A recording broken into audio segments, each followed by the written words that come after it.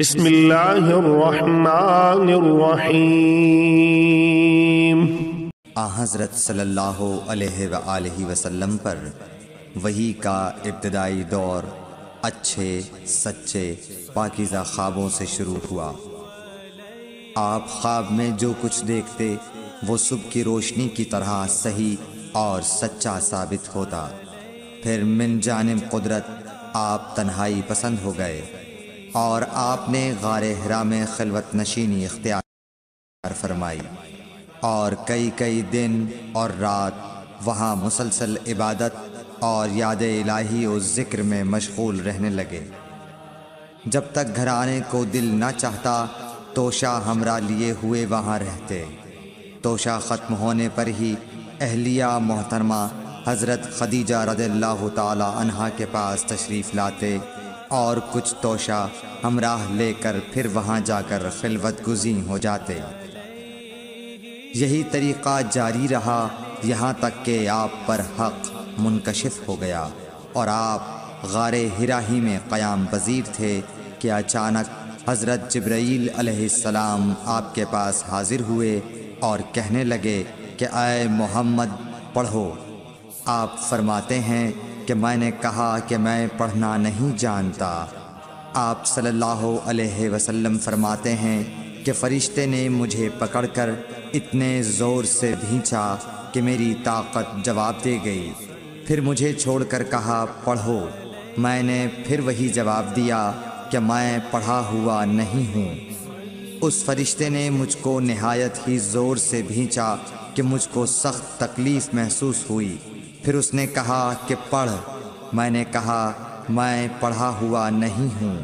فرشتے نے تیسری بار مجھ کو پکڑا اور تیسری مرتبہ پھر مجھ کو بھینچا۔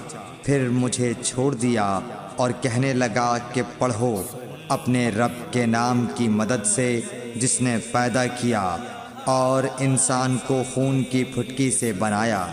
پڑھو اور آپ کا رب بہت ہی مہربانیاں کرنے والا ہے۔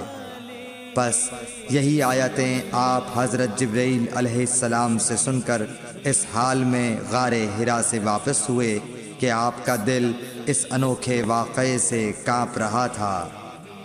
آپ حضرت خدیجہ کے ہاں تشریف لائے اور فرمایا کہ مجھے کمبل اوڑھا دو، مجھے کمبل اوڑھا دو۔ لوگوں نے آپ کو کمبل اوڑھا دیا۔ جب آپ کا ڈر جاتا رہا تو آپ نے اپنی زوجہ محترمہ حضرت خدیجہ رضی اللہ تعالی عنہا کو تفصیل کے ساتھ یہ واقعہ سنایا اور فرمانے لگے کہ مجھ کو اب اپنی جان کا خوف ہو گیا ہے۔ آپ کی اہلیہ محترمہ حضرت خدیجہ رضی اللہ تعالی عنہا نے آپ کی ڈھارس بندھائی اور کہا کہ آپ کا خیال صحیح نہیں ہے۔ اللہ کی قسم آپ کو اللہ کبھی رسوا نہیں کرے گا۔ آپ تو اخلاق فاضلہ کے مالک ہیں۔ آپ تو کنبہ پرور ہیں، بے کسوں کا بوجھ اپنے سر پر رکھتے ہیں، مفلسوں کے لیے آپ کماتے ہیں، مہمان نوازی میں آپ بے مثال ہیں اور مشکل وقت میں آپ امر حق کا ساتھ دیتے ہیں۔ ایسے اوصاف حسنہ والا انسان یوں بے وقت ذلت و خواری کی موت نہیں پا سکتا۔ پھر مزید تسلی کے لیے حضرت خدیجہ رضی اللہ تعالی عنہا آپ کو ورقہ بن نوفل کے پاس لے گئیں جو ان کے چچا زاد بھائی تھے اور زمانہ جاہلیت میں نصرانی مذہب اختیار کر چکے تھے اور عبرانی زبان کے کاتب تھے۔ چنانچہ انجیل کو بھی حسب منشائے خداوندی عبرانی زبان میں لکھا کرتے تھے۔ انجیل سریانی زبان میں نازل ہوئی تھی، پھر اس کا ترجمہ عبرانی زبان میں ہوا۔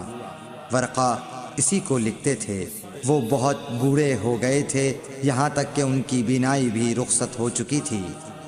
حضرت خدیجہ رضی اللہ تعالی عنہا نے ان کے سامنے آپ کے حالات بیان کیے اور کہا کہ اے چچا زاد بھائی، اپنے بھتیجے محمد صلی اللہ علیہ وسلم کی زبانی ذرا ان کی کیفیت سن لیجئے۔ وہ بولے کہ بھتیجے آپ نے جو کچھ دیکھا ہے اس کی تفصیل سناؤ۔ چنانچہ آپ صلی اللہ علیہ وآلہ وسلم نے از اول تا آخر پورا واقعہ سنایا، جسے سن کر ورقہ بے اختیار ہو کر بول اٹھے کہ یہ تو وہی ناموس معزز رازدان فرشتہ ہے جسے اللہ نے حضرت موسیٰ علیہ السلام پر وحی دے کر بھیجا تھا۔ کاش میں آپ کے اس عہد نبوت کے شروع ہونے پر جواں عمر ہوتا، کاش میں اس وقت تک زندہ رہتا جب کہ آپ کی قوم آپ کو اس شہر سے نکال دے گی۔ رسول کریم صلی اللہ علیہ وآلہ وسلم نے یہ سن کر تعجب سے پوچھا کہ کیا وہ لوگ مجھ کو نکال دیں گے، حالانکہ میں تو ان میں صادق و امین و مقبول ہوں۔ ورقہ بولا، ہاں یہ سب کچھ سچ ہے، مگر جو شخص بھی آپ کی طرح امر حق لے کر آیا لوگ اس کے دشمن ہی ہو گئے ہیں۔ اگر مجھے آپ کی نبوت کا وہ زمانہ مل جائے تو میں آپ کی پوری مدد کروں گا، مگر ورقہ کچھ دنوں کے بعد انتقال کر گئے، پھر کچھ عرصے تک وحی کی آمد موقوف رہی۔ صحیح بخاری حدیث نمبر 3۔ اس ویڈیو کو شیئر ضرور کریں، ہو سکتا ہے آپ کے ایک شیئر سے یہ بات کسی کے دل میں اتر جائے۔